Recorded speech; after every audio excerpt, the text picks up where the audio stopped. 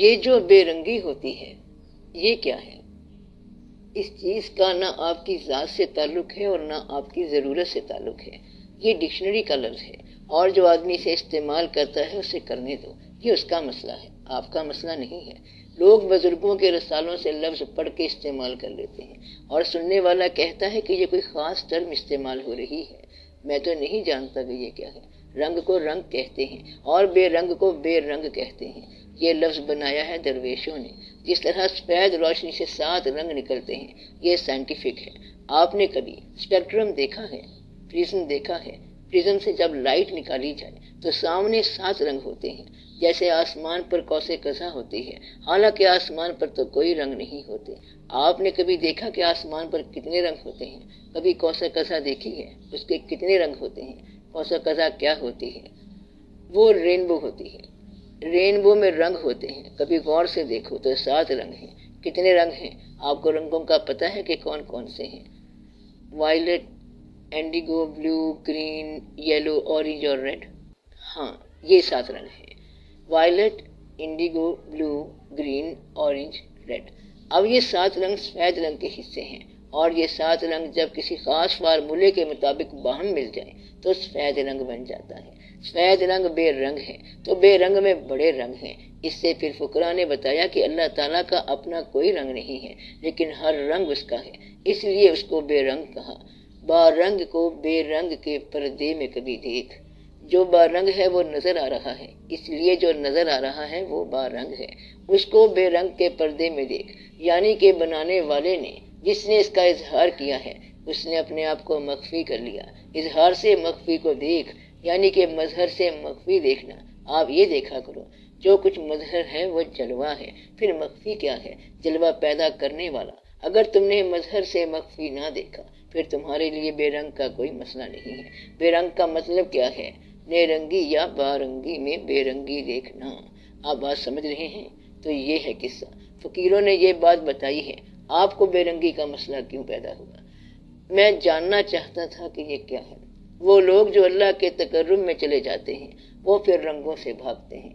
اہل ذکر حضرات جو اپنے حلقہ ذکر میں ذکر کرتے ہیں پھر مراقبہ میں رنگ دیکھتے ہیں، اسے نور کے ساتھ تشبیہ دیتے ہیں کہ رنگ دیکھا، نور دیکھا. جو اللہ کے زیادہ تقرب والے ہیں وہ کہتے ہیں کہ رنگ جو ہے یہ دراصل آپ کے ہیں اور اللہ بے رنگ ہے.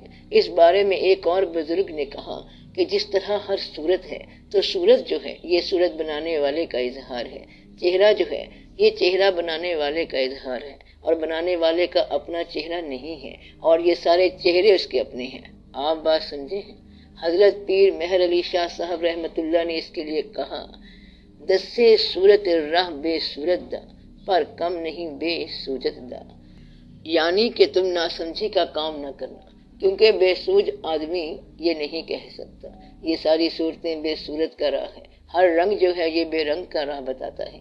اس لیے پھر وہ مراقبے سے نکال لیتے ہیں اور کہتے ہیں کہ تم اس کا راستہ دیکھو، اس کا رنگ دیکھو کہ اس کا اپنا رنگ کوئی نہیں ہے. اس بے رنگ کو عربی میں کہتے ہیں صبغۃ اللہ، یعنی اللہ کا رنگ. صبغۃ اللہ، ومن احسن من اللہ صبغۃ. اللہ کا رنگ جو ہے وہ سب سے اچھا رنگ ہے. اور وہ رنگ کیا ہے؟ بے رنگ ہے. اس رنگ کو، بے رنگ کو صبغۃ اللہ کہتے ہیں. وہ اللہ کا رنگ ہے. بات سمجھ آئی؟ اللہ کا رنگ جو ہے وہ بے رنگ ہے. مطلب یہ ہے کہ اللہ کا اپنا چہرہ کوئی نہیں ہے اور ہر چہرہ اس کا اپنا ہے. اس لیے چہروں سے بے چہرے کو دیکھنا، صورت سے بے صورت کو دیکھنا، مظہر سے مخفی کو دیکھنا اور صفت سے ذات کو پہچاننا، یہ سب جو ہے بے رنگی ہوتی ہے. اس کائنات میں جتنی بھی صفات کارگر ہیں ان کے پیچھے ذات ہے. ہم صفات کو دیکھتے رہتے ہیں اور ذات کو بھول جاتے ہیں. اس کے ساتھ جھگڑا کرتے ہیں جس نے ظلم کیا، زیادتی کی، چور مال لے کے چلا گیا، مگر یہ ساری صفات ہیں. ذات کیا ہے؟ اس کا عمل. اس لیے آپ عمل سے جھگڑا نہ کیا کرو. لڑنے والے سے مت لڑا کرو، بلکہ یہ دیکھو کہ عمر کس کا چل رہا ہے. آپ موجود عمل سے صاحب عمر کو دیکھو یا نعمتوں سے نعمت دینے والے کو دیکھو. منعم کو دیکھو، صفت سے ذات کو دیکھو، عیاں سے نہاں کو دیکھو.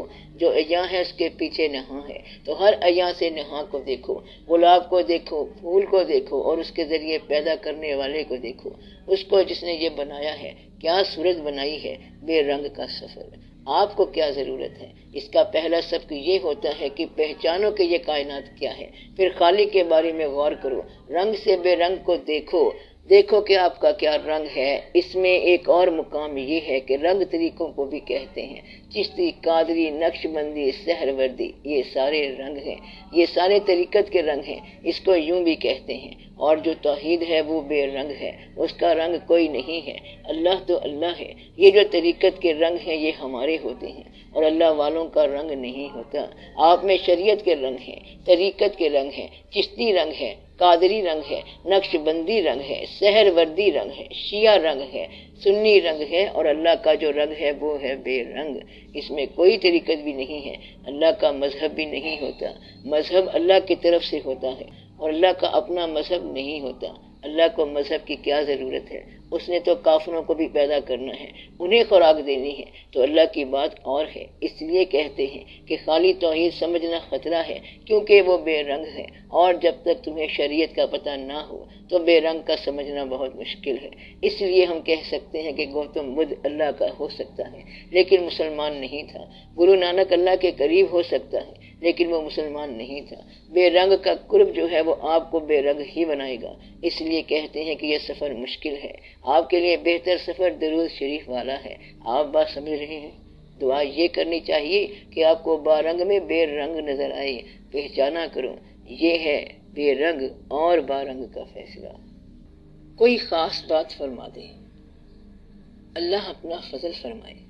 آپ جس خلوص سے اللہ کو یاد کر رہے ہیں اس خلوص سے جاری رکھیں، آپ کے سارے کام کمپلیٹ ہو جائیں گے۔ یہ کیسے ہو سکتا ہے کہ آپ صداقت سے اس راستے پر چل رہے ہوں اور اللہ نظر انداز کرے؟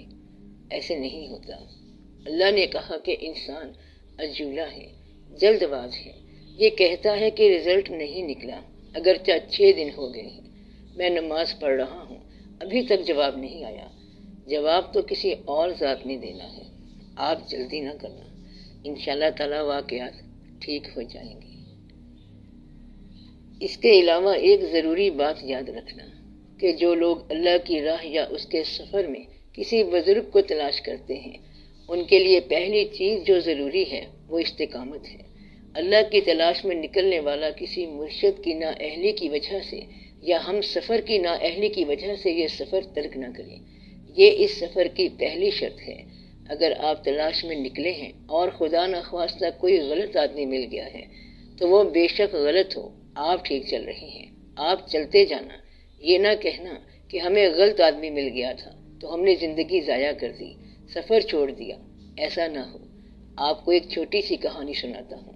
ایک درویش کو دوسرے گزرنے والے درویش پاسر بائی نے بتایا کہ تیرا فیض جس آدمی کے پاس ہے وہ تجھے آ کے ملے گا، وہ تیرا گرو ہوگا، وہ جو بھی ہوگا۔ پھر اس نے زمین میں ایک لکڑی گاڑ دی اور کہا کہ اس کی نشانی یہ ہے کہ تم اس کے پاؤں کا دھون جب اس لکڑی کو دو گے تو اس میں پتیاں آ جائیں گی، پھول آ جائیں گے، اگر یہ کھل اٹھے تو سمجھ لینا کہ وہی تیرا گرو ہے۔ وہ نشانی بتا کے چلا گیا، لکڑی لگا کے چلا گیا۔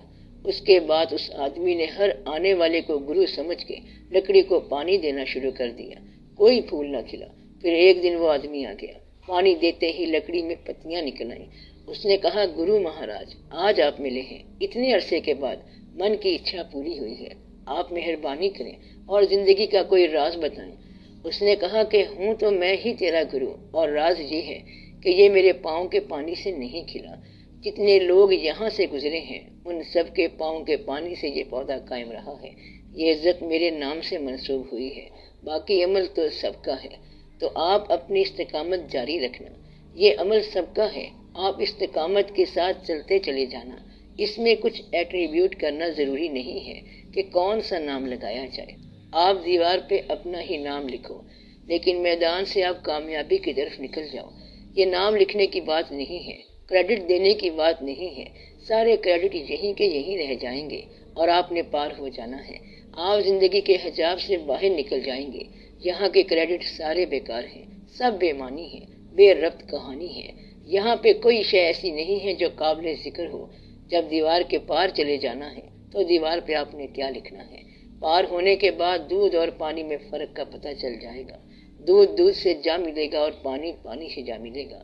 آپ اب گھر جائیں، اپنے لیے دعا کریں اور ان سب کے لیے بھی دعا کریں، آنے والے دور کے لیے بھی دعا کریں۔ یا رب العالمین، ہمارے وہ کام جو ہم پر حاوی ہوئے پڑے ہیں اور ان کا ہونا ہی ہمارے لیے عافیت کا باعث نظر آتا ہے، ان کاموں کے لیے تو مہربانی فرما دے۔ وہ کام جو بظاہر ہمیں کنزیوم کر رہے ہیں وہ کام ہو جائیں۔ یا اللہ، ہماری چھوٹی سی زندگی ہے اور وہ بھی ہم بڑے لمیٹڈ انداز میں گزار رہے ہیں، اس کے اندر خیال کی اور حال کی، چلو مال کی بھی آسودگی عطا فرما۔ یا رب العالمین، ہمیں آزمائشوں میں نہ ڈال، ہم تیری مہربانیوں کے سہارے چلنا چاہتے ہیں، اپنی مہربانیاں عطا فرما، احسانات عطا فرما، اور ہمیں تیرے ہی احسان درکار ہے، تیری رحمت درکار ہے، ہم اپنے مسائل حل نہیں کر سکتے۔ یا اللہ، تجھے اپنا اور تیری اپنی رحمت کا واسطہ اپنے محبوب صلی اللہ علیہ وسلم کے حوالے سے یا رب العالمین ہم پر اپنی نوازشیں کر۔ ہماری زندگی اگر بے نکیل اور بے مخار چل رہی ہے تو اس کو ایک راستہ عطا فرما، اس کو ایک سمت عطا فرما، اس سمت کو قبولیت عطا فرما۔ یا رب العالمین، ہمیں اپنے بزرگوں کو خوش رکھنے کی استعداد عطا فرما۔ یا رب العالمین، ہمارے کام خیر خیریت سے ہو جائیں۔ جن بچوں کی شادیاں ہونی ہیں ان کے لیے دعا ہے، ماں باپ کو بچوں کی طرف سے سرخروئی عطا فرما۔ یا رب العالمین، خیر کر۔ یا رب العالمین، رحم فرما۔ جن کی شادیاں ہو چکی ہیں ان کو آسودگیاں عطا فرما۔ یا اللہ، سارے گھر ہنستے خوش اور آباد رہیں سارے آشیانے۔ آمین یا رب العالمین۔ یا رب العالمین، اپنا فضل عطا فرما۔ صلی اللہ تعالی علی خیر خلقہ و نور عرشہ افضل الانبیاء والمرسلین، حبیبنا و شفیعنا سیدنا و سندنا و مولانا محمد و آلہ و اصحابہ اجمعین۔ آمین برحمتک یا ارحم الراحمین۔